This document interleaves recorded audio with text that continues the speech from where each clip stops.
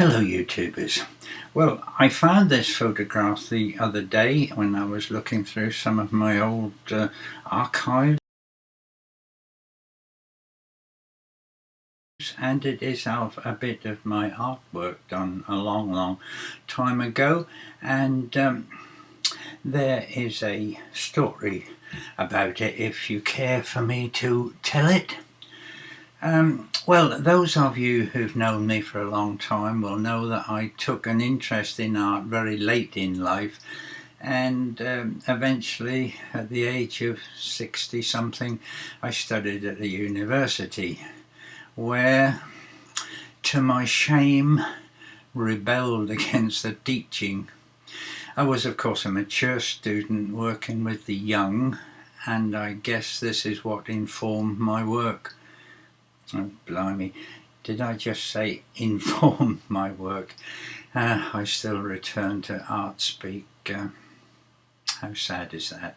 However, printmaking was a passion, and for a long while I took the cardigan and the necktie as an allegory of age, and I did many screen prints from a photograph of one of my old garments. Anyway, during this time I wondered if it would be possible to take a print from an actual garment instead of a photograph, with the thought that it would give new life long after it had been discarded. I don't have any photographs of this, but if I tilt my screen a bit you can see the result of one of the efforts behind me. Anyway, it was at this time that I came across a book called The Periodic Tables, and it was written, or maybe conceived, by an Italian chemist named Primo Levi, and it was whilst he was incarcerated in the Auschwitz death camp. And in it he told of the mythical tales related to, I think, 12 of the elements. And when I read one of his stories about the element of lead, it seemed to resonate with me in that he described it as a metal that was tired but would not change and would exist forever. Well, I live in Derbyshire, and it's a county with many old lead mines, and combined with his thoughts about the properties of the element, it all sort of got fed into the melting pot of ideas about age and eternity, and gave me the idea to make a garment from this material, which is the picture here.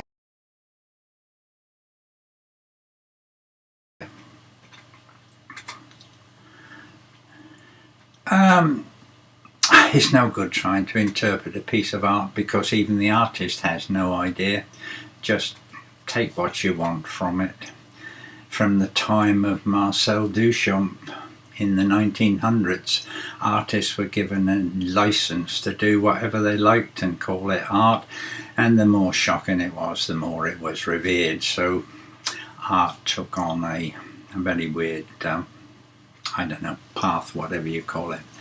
Well, I live on a lane used by walkers and ramblers, so I placed the thing on my fence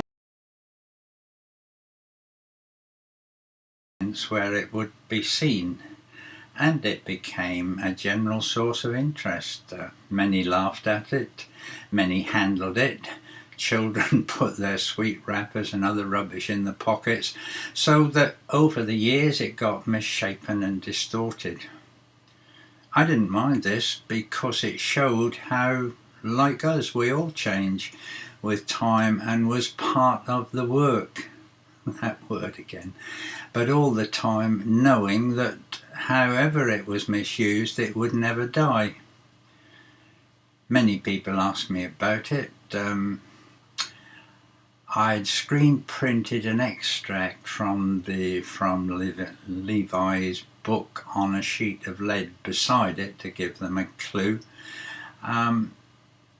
I know that it was used as a clue in some treasure hunts and as a question in local pub quizzes.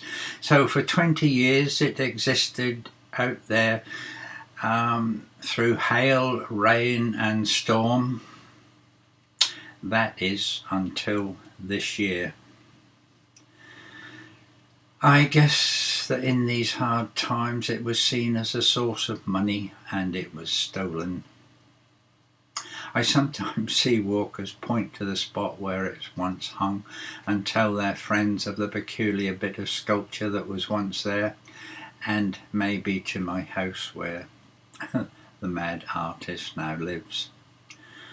I'm saddened by it and wonder what the molten lead is now shaped into. But whatever is, the knowledge that it will never disappear and not change its properties maybe is perhaps another allegory of life itself.